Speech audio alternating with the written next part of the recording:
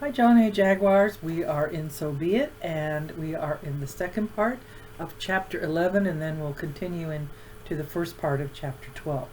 Heidi has just met Georgia Sweet.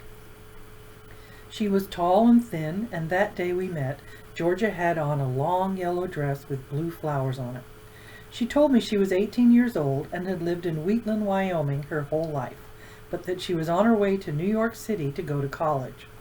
New York City is a long way from Wheatland, Wyoming, but it's only 2.5 hours from Liberty. We would be riding on the same bus for the next 2 days. Once again, I had been found. "How did you know about the double mint?" I asked her as we showed our tickets and got on the bus together. Georgia had insisted on buying me a Coke to help settle my stomach, and I was feeling much better. "My mom always gave me double mint after an ERP," she said. "Yours too?"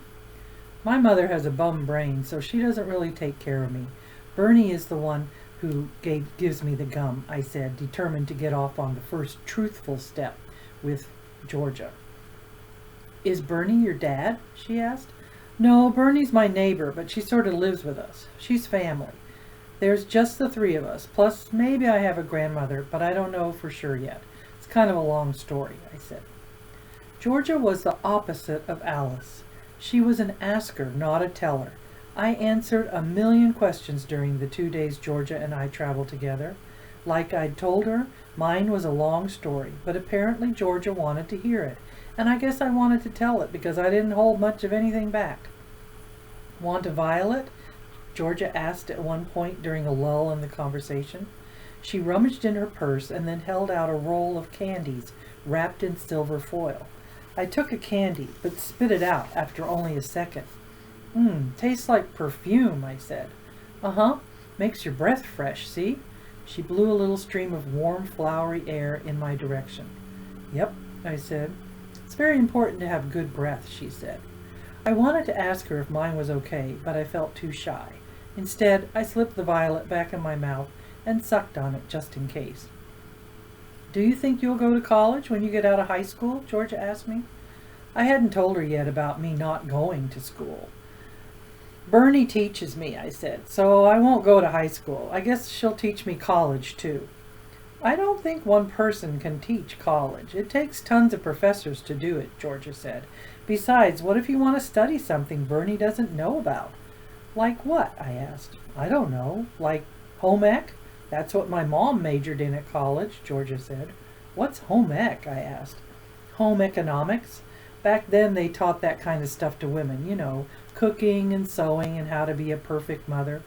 "Is she a perfect mother?" I asked. "Well, I guess she was, but I don't really remember because she got cancer and died when I was 5. I didn't know what to say. Nobody I knew had ever died, except for Bernie's father, and I didn't know him. I just knew about him.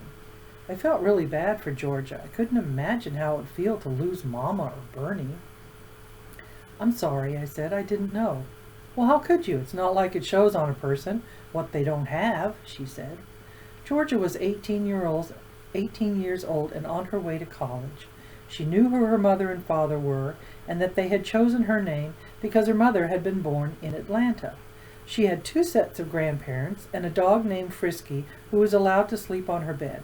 But in spite of all that was different, in some deep, important way, Georgia and I were like 2 yellow ducks in the memory game. One in the middle, one in the upper left-hand corner, matching. "Do you miss her?" I asked. "Not really. My dad's great, and since I've only really ever had him, just feels normal. Know what I mean?" She said. YD, yellow ducks. I knew exactly what she meant. You can't miss what you don't remember ever having. "Have you ever heard of the word Tzuf?" I asked her. "Spell it," she said. I did, but she shook her head. That's when I told her about Mama's list and how that word had been the reason I'd left Reno in the first place. "Do you think Tzuf is a person?" she asked. "I don't know. Maybe." "Has your mother always been the way she is, or did something happen to her to make her that way?" Georgia asked. "I think always, but I don't know for sure," I answered. "What about your dad? Did he have a bum brain too?" "I don't know who my dad was," I said. "Well, maybe he's Tzuf," she said. I had begun to think that certain things that seem to happen by accident don't really happen by accident at all, like luck, but even more mysterious. If I hadn't met Alice and made myself sick over all that lying, and if the phone line had been working instead of down, maybe I wouldn't have ever met Georgia. And if I hadn't met Georgia, I wouldn't have told her all the things I told her, and she wouldn't have thought to wonder if Tzuf was something it hadn't even occurred to me it might be. My father's name. Chapter 12, called Again. Are you going to study home ec at college like your mom did? I asked Georgia. No, I'm going to be majoring in psych, she said. What's that? Psychology? What makes people tick? And she tapped her temple twice with her long pointer finger. I loved to watch Georgia's hands. They were graceful and pale, and when she talked, they moved around her like birds flying. I either want to be a social worker or maybe a shrink. Well, what does make people tick? I asked. Lots of things. A brain is like a watch. Did you ever see the inside of a watch or an old clock? I shook my head. Well, my dad showed me once. There were all these moving parts, gears and cogs and screws and springs, and they all have to work together perfectly or it won't keep time right. I thought about Bernie saying Mama was like a machine with broken parts. I'd always pictured a washing machine for some reason, but now I imagined Mama with a clock inside her head, one that didn't keep time. Do you think there's any way to fix somebody's brain if it's not working right? I asked. Sometimes, she said. How? I asked. Well, you can see a shrink, she said. Well, what do they do? I asked. They ask questions, talk about your dreams. I took psychology as my senior elective last year, but truthfully, I don't remember a lot of it that well, except the stuff about body language. I think that's just so fascinating, she said. What's body language? I asked her. Well, like, see that guy over there, 3 seats up in the red shirt? See how he's leaning away from the woman who's talking to him? He doesn't like talking to her. Even though he's not telling her that with words, he's telling her that with his body. That's body language. I looked at the man and saw that he was kind of leaning away from the woman sitting next to him. Well, maybe she has bad breath, I said. Georgia giggled. I liked that I'd made her laugh. Maybe you should give him a violet, or give her a violet, I added. She laughed again. Know what this means? Georgia asked me as she intertwined her fingers and put her arms behind her head. I shook my head. It means you're a confident person, she said. Well, how come? I asked. I'm not sure. They just say it does. And they also say if you touch your face a lot, especially your lips, when you're talking to someone, it means you're attracted to them. Also, most people do something weird and obvious when they're lying. Twitch or blink or cough or something. It's called a tell. Really? Do I have a tell? I asked.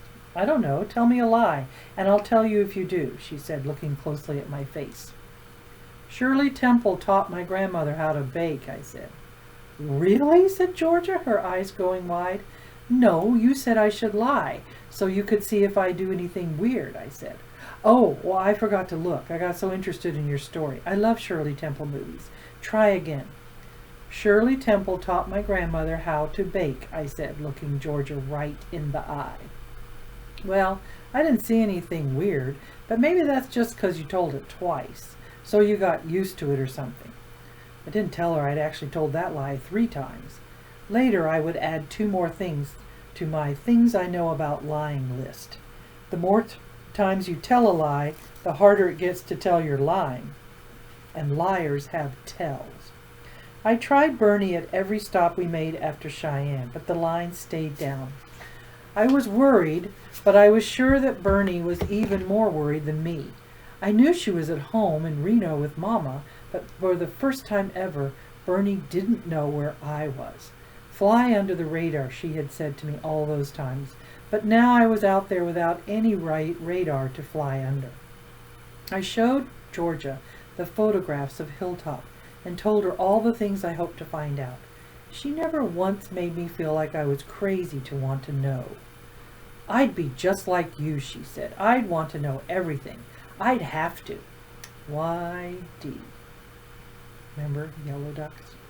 I've always been like that, she went on.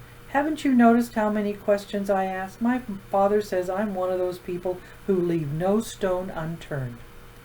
Before I left Reno, it had seemed to me that the whole world was filled with people who knew exactly who they were, where they were going, and why they were doing what they were doing. I saw them everywhere I went, walking down the street, standing on corners, waiting to cross, mailing letters, people who knew. Georgia was one of those people too. She knew all those important things about herself that I wanted to know. The difference was, unlike those other people, the ones I envied and maybe even hated a little bit for knowing, I was happy for Georgia. I was glad that she knew. At every stop, Georgia and I got off and on together. The stations blended together after a while, and each time I would try Bernie, and each time Georgia would reassure me that eventually the lines would be back up. Just think how happy she'll be to hear your voice when you finally do get through, she said. And we will stop there. So check the next episode for the end of chapter 11.